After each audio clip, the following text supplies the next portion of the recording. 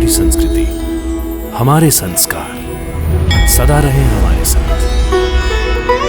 भारत के महान ग्रंथों और काव्यों का संपूर्ण संकलन। सब्सक्राइब करें तिलक। कई तरीके की एलईडी लाइट्स आपके घर और ऑफिस के लिए। GR LED lights, make India bright.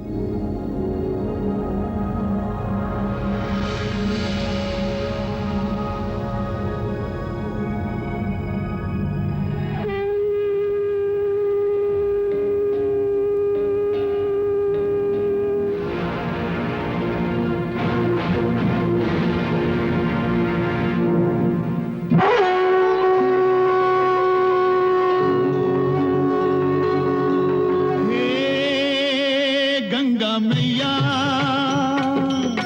तेरी शरण में जो भी प्राणी आया उसका बेड़ा पार लगाया। गंगा मैया, गंगा मैया, गंगा मैया, हर हर गंगे, जय जय जय हर हर गंगे।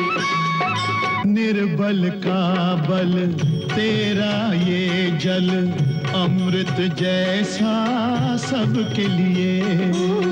इसमें नहा के तन निर्मल हो, मन पावन हो जो इसको पिए। डूबे कभी ना उस प्राणी की नैया जिसकी तू बन जाए खिवैया। गंगा मैया तेरी जय हो जय हो जय हो गंगा मैया।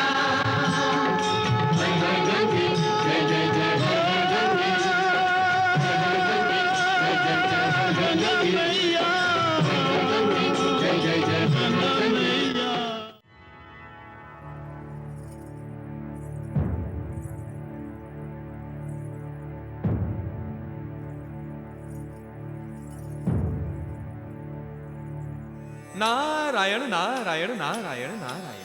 पिताश्री, दक्ष पुत्रों का कल्याण कीजिए। तथास्तु।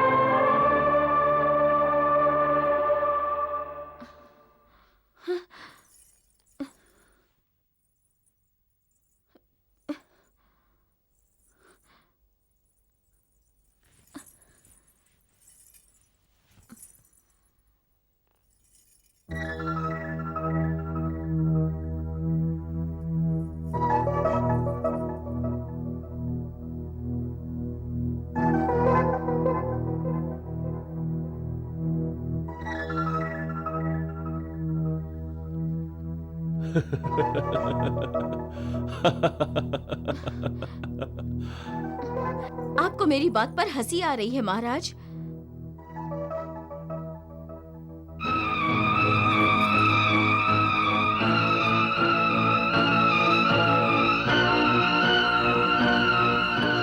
क्या हुआ महारानी?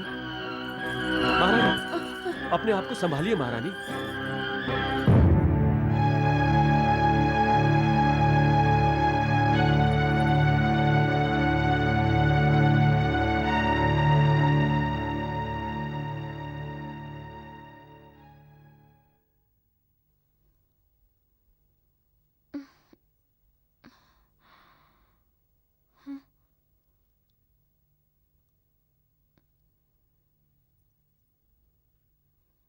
वैदराज जी।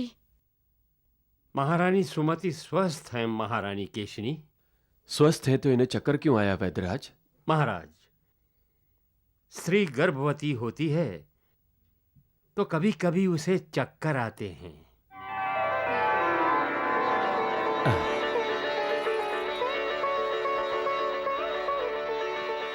अर्थात महारानी सुमति मां बनने वाली है।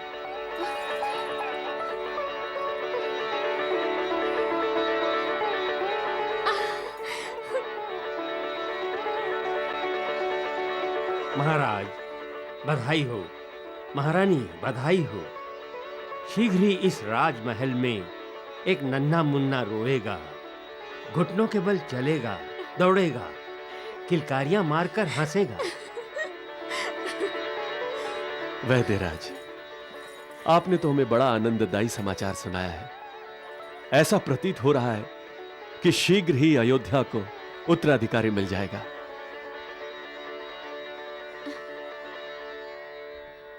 नारायण नारायण नारायण। देखा मैया, महारानी सुमति कितनी प्रसन्न है।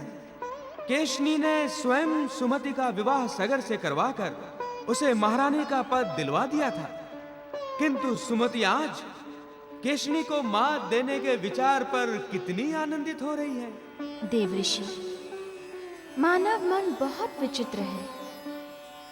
यही मन मानव के अधोपतन का कारण बनता है और यही मन मानव को उत्कर्ष पर ले जाता है। मानव को दानव भी मन ही बनाता है और देवता भी मन ही। यही मन रुष्ट होता है और यही मन प्रसन्न हो जाता है। यही मन प्रेम करता है और यही मन प्रेम करने वाले का तिरस्कार करता है। नारायण नारायण नारायण। यही मन दूसरों पर विश्वास करता है देवऋषि, और यही मन विश्वासघात करता है।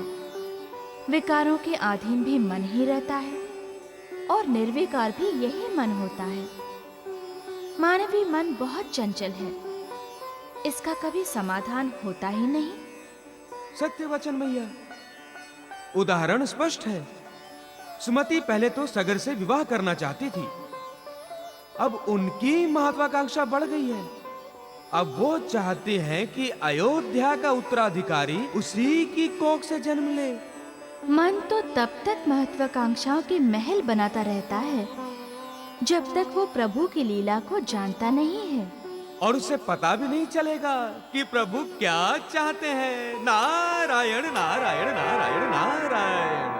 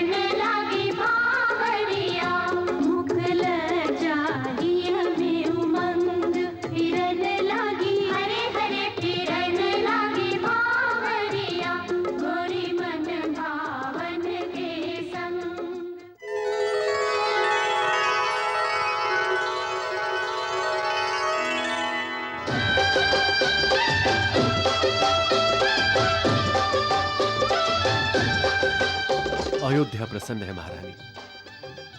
राजकुमार असमंजस के विवाह और महारानी सुमति की मां बनने के समाचार से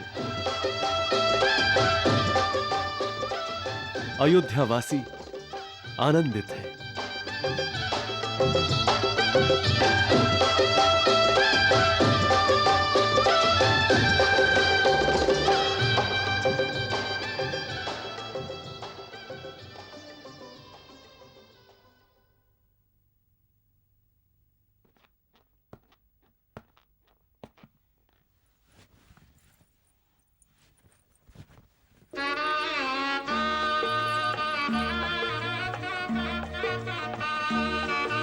इधर आइए ना, देखिए अयोध्यावासी कितने प्रसन्न हैं। जो स्वयं प्रसन्न है उसे सभी प्रसन्न दिखाई देते हैं।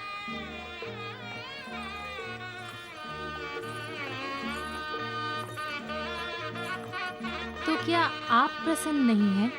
आज आपका विवाह हुआ है। इसमें प्रसन्न होने की क्या बात है? विवाह एक माया जाल है, और सुहागरात एक चक्रव्यूह जिसमें पांव रखने वाला फिर माया मोह के व्यू से बाहर आ ही नहीं सकता।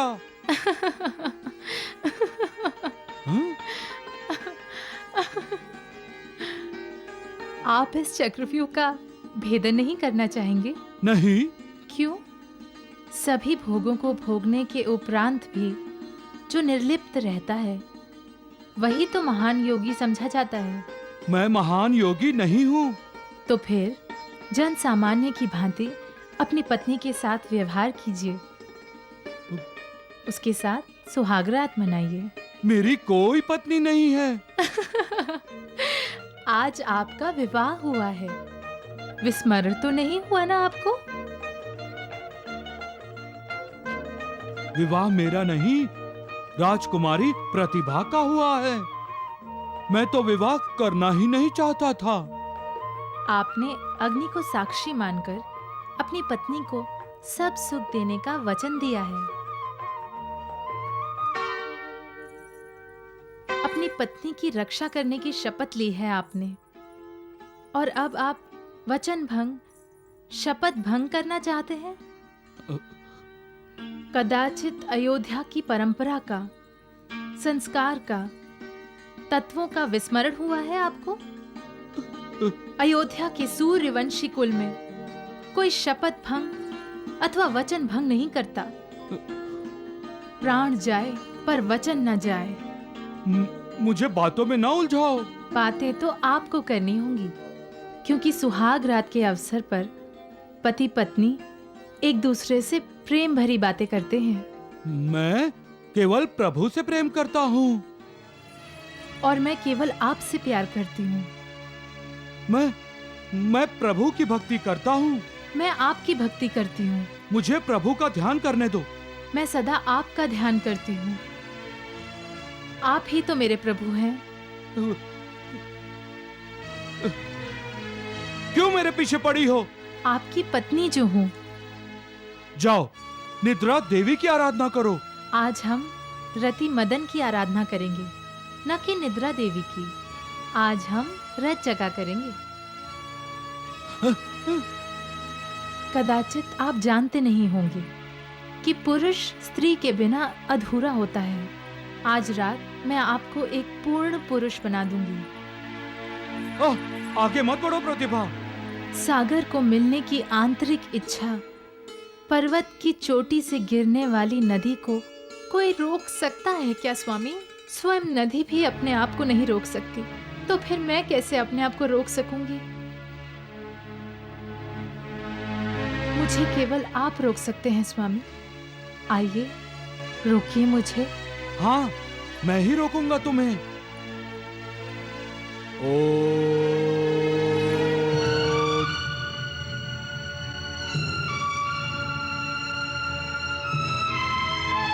इसी भांति मैं अपने आप को माया मोह से दूर रखूंगा। समझ गई? रक्षा करो।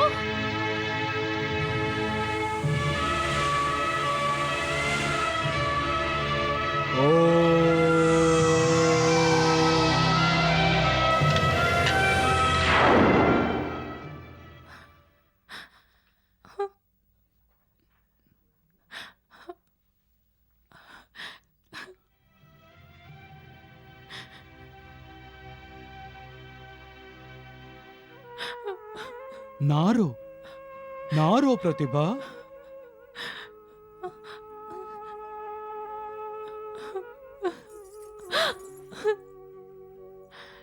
तलवार उठाइए स्वामी और उड़ा दीजिए मेरी गर्दन। फिर आपको कोई दुविधा नहीं होगी। फिर आपको कोई शपथ भंग अथवा वचन भंग नहीं कहेगा।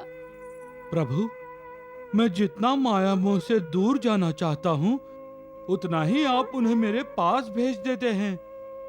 क्या चाहते हैं आप प्रभु? वो चाहते हैं कि वैवाहिक बंधन को स्वीकार कीजिए और उसे निभाइए।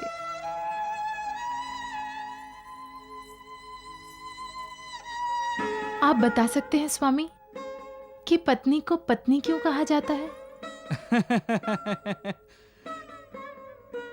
जिस स्त्री के सामने पति का पतन होता है, उस स्त्री को पत्नी कहा जाता है।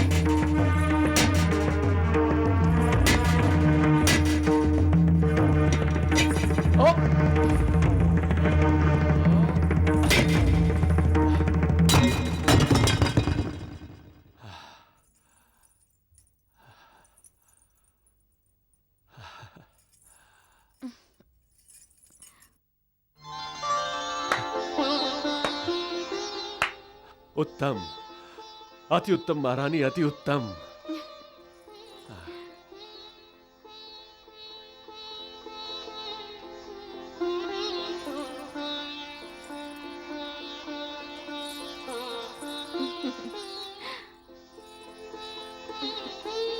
महारानी सुमति, आज आपके कौशल्य के सामने महाराज भी फीके पड़ गए हैं। हम तो वैसे ही महारानी सुमति के सामने सदैव हारते आ रहे हैं, परंतु इस हार में भी हमें जीत का आनंद मिलता है। अर्थात हम जीतकर भी हार जाते हैं। आइए महारानी।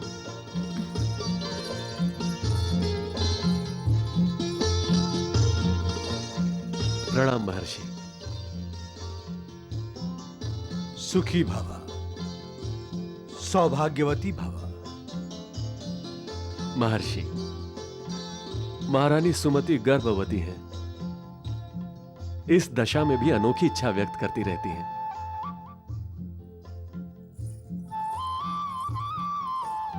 कभी वो युद्ध करना चाहती हैं, तो कभी हथियारों से खेलना चाहती हैं, और कभी कभी तो अचानक उग्र भी हो जाती हैं। महारानी का व्यवहार प्रमाण है कि वो एक चंद्र प्रतापी पुत्र को जन्म देने वाली है। आपका ये पुत्र आपकी और अयोध्या की कीर्ति को दशों दिशाओं में फैलाएगा। नारायण नारायण नारायण। प्रणाम पिताश्री। कल्याण वस्तु। क्यों वत्स नारद, बेचैन क्यों हो? पिताश्री, 60,000 दक्ष पुत्रों को आपने पृथ्वी लोक पर भेज दिया था ना? हाँ पुत्र। क्या आपने उन्हें महारानी सुमति के गर्भ में स्थापित कर दिया था? तुम्हें कोई संदेह है पुत्र? पिताश्री, महारानी सुमति के बारे में महर्षि वशिष्ठ ने कहा है कि सुमति चंड प्रतापी पुत्रों को जन्म देने वाली है। कुछ अनुचित कहा उन्होंने? अब पिताश्री, उन्हें तो कहना चाहिए था कि वो 60,000 पुत्रों को जन्म देंगी। देवर्षि, महारानी सुमति तो अनेक पुत्रों को जन्म देगी, परंतु ये कोई कैसे जान सकता है कि एक ही समय पर महारानी एक को जन्म देगी या अनेक को? नारायण नारायण। शाप केवल जन्म जन्मांतर के चक्र में फंसकर मुक्ति पाने का है। एक साथ या अलग अलग ये प्रजापति दक्ष ने नहीं बताया। नारायण नारायण नारायण नारायण। अब देखना ये है कि प्रभु की इच्छा क्या है, वो कौन सी लीला करने वाले हैं। नारायण नारायण नारायण।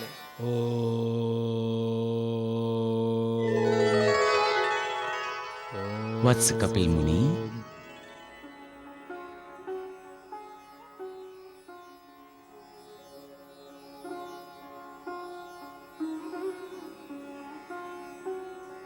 प्रणाम प्रभु।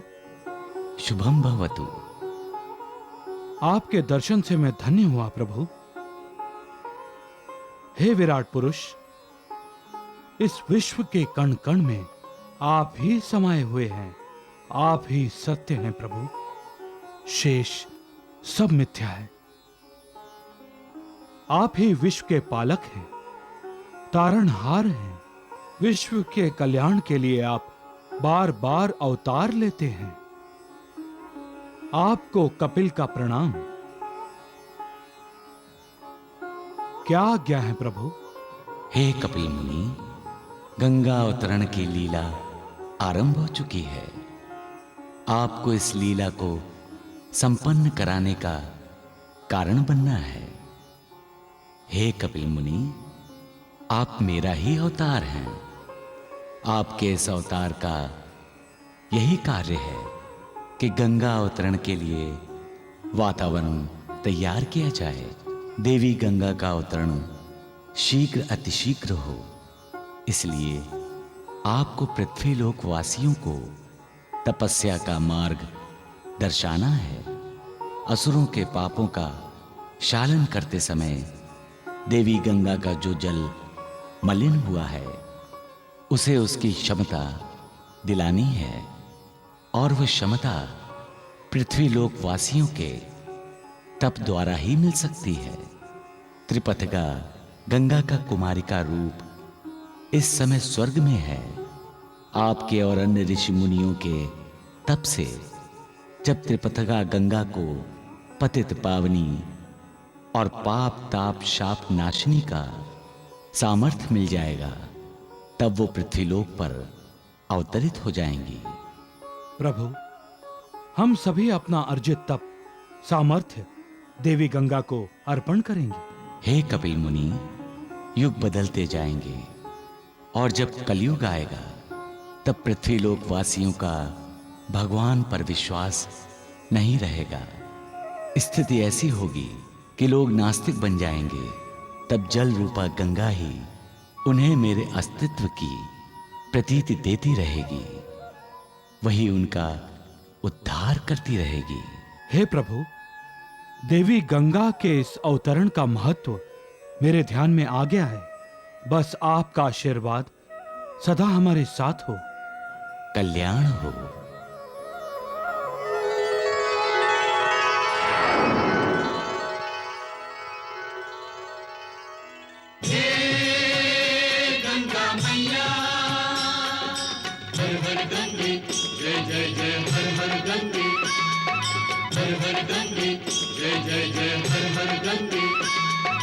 जय हो जय हो जय हो गंगा।